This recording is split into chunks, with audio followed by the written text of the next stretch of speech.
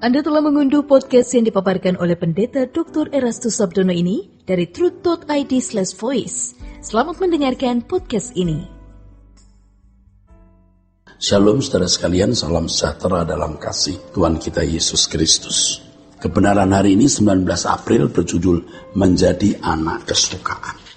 Tujuan akhir hidup orang percaya adalah menjadi serupa dengan Yesus, yang sering dikalimatkan sebagai seperti Yesus. Apa sebenarnya yang dimaksud menjadi seperti Yesus itu? Ya, kalau jujur sebenarnya kalimat ini abstrak dan sangat tidak jelas bagi banyak orang. Apanya yang menjadi seperti Yesus itu? Kita harus memahami frasa seperti Yesus dengan tepat. Pemahaman seperti Yesus pasti salah kalau kata seperti disamakan dengan mirip. Sejatinya kata seperti dalam hal ini bukanlah mirip. Sebab kalau dipahami sebagai mirip, maka seperti Yesus berarti mirip-mirip Yesus. Dalam hal ini, seakan-akan kehidupan orang percaya adalah sebuah tiruan atau imitasi dari Yesus. Alkitab tidak mengajarkan orang percaya menjadi mirip Tuhan Yesus. Tidak mengajarkan begitu. Alkitab mengajarkan orang percaya dapat mengenakan kehidupan Yesus. Sebelum Paulus mengenal Yesus, ia adalah seorang yang sangat taat kepada hukum Taurat. Dalam kesaksiannya ia mengatakan bahwa tentang kebenaran dalam menaati hukum Taurat, dirinya tidak bercacat. Orang-orang Yahudi seperti Paulus adalah orang-orang yang dibelenggu oleh Taurat. Seluruh kehidupannya diatur oleh Taurat.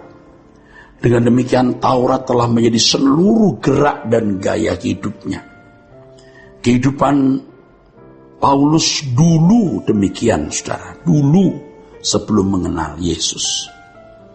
Kehidupan baru yang dimiliki Paulus setelah mengenal Yesus adalah kehidupan yang dipersembahkan bagi Allah. Prinsip dasarnya berubah menjadi Tuhan adalah hukumku. Kalau dulu Taurat adalah hukumku. Nah, ini penting sekali. Seperti Yesus artinya mengenakan karakter Yesus, bukan mirip Yesus. Mengenakan karakter Yesus, yaitu dalam segala hal yang dilakukan selalu sesuai dengan pikiran dan perasaan Allah. Jika hal itu terwujud, berarti seseorang telah mengalami kelahiran baru. Jadi juga saudara jangan memahami kelahiran baru itu suatu yang mudah. Bukan suatu yang mudah, saudaraku.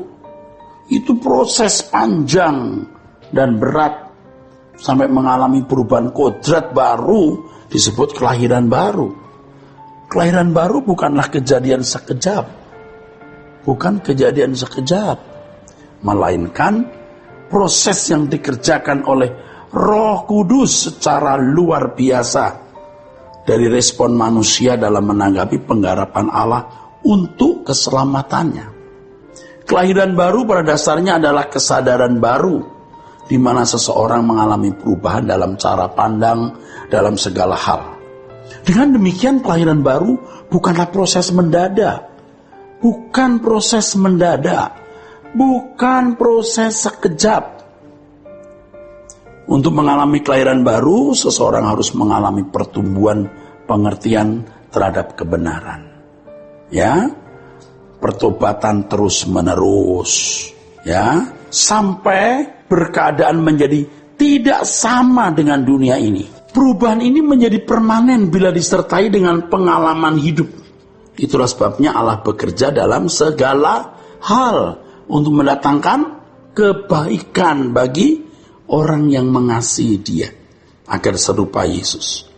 Orang yang lahir baru adalah orang yang telah memiliki konsep yang benar dan hidup sesuai dengan konsep tersebut. Orang yang telah lahir baru menyadari sepenuhnya bahwa ia menerima roh sebagai makhluk kekal.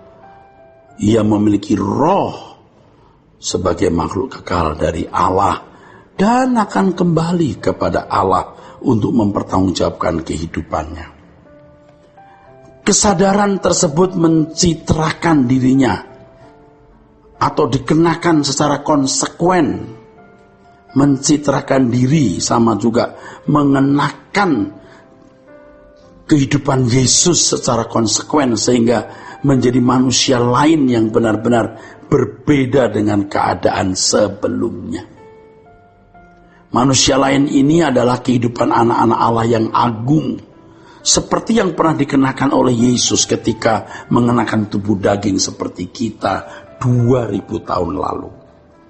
Kelahiran baru yang dialami seseorang akan membuatnya semakin menampilkan kehidupan yang pernah diperagakan oleh Yesus pada waktu Yesus mengenakan tubuh daging di bumi 2000 tahun yang lalu. Dengan demikian pada dasarnya kelahiran baru bertujuan agar seseorang menjadi manusia lain yang mengenakan karakter Yesus di dalam dirinya. Saudaraku sekalian, menjadi kehendak Bapa. Ya, ia dapat menemukan kita orang percaya memiliki karakter seperti putra tunggalnya. Ya, bukan mirip putranya, tetapi mengenakan karakter putranya. Jadi standarnya pada akhirnya orang percaya harus bisa berkata, hidupku bukan aku lagi, tapi Kristus yang hidup di dalamku. Orang yang mengenakan karakter Kristus memperagakan kehidupan Yesus. Inilah orang-orang yang membangkitkan Yesus. Resurrecting Jesus within us. Pertumbuhan kedewasaan rohani pada dasarnya adalah perubahan cara berpikir yang sama dengan pendewasaan hati nurani. Jika proses perubahan berlangsung dengan baik, maka karakter seseorang mengalami perubahan yang sangat nyata. Sangat nyata. Dan orang yang mengalami perubahan ini, saudara sekalian, gaya hidupnya menjadi sangat berbeda dengan manusia di sekitarnya. Berbeda.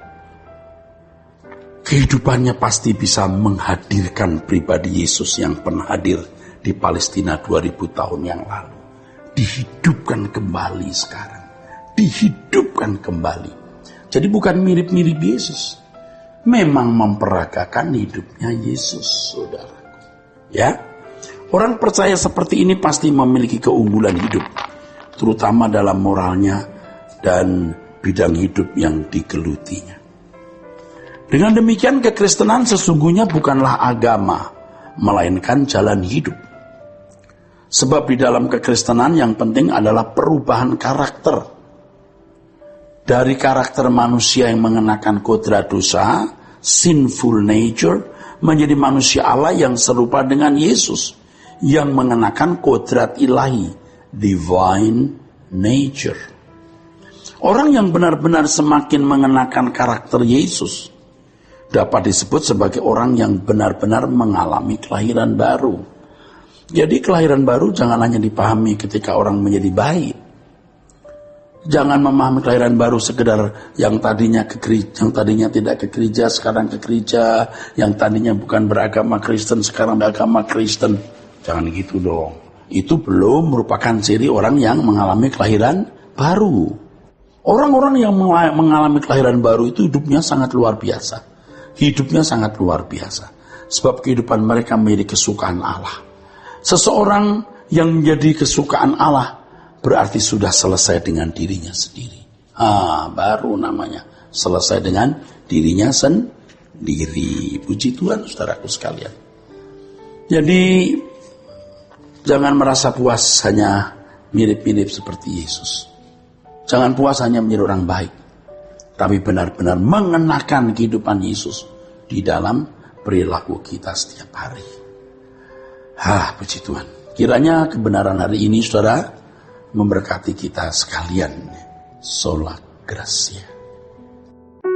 Untuk berlangganan renungan harian dalam bentuk cetak, silakan hubungi Truth Literatur di nomor telepon 0878 7870 7000. Untuk mendapatkan CD khotbah, MP3 renungan Truth, dan CD album lagu produksi Sola Gracia, Anda dapat menghubungi di hari dan jam kerja di nomor telepon 021 638 60953. Tuhan Yesus memberkati. Sola Gracia.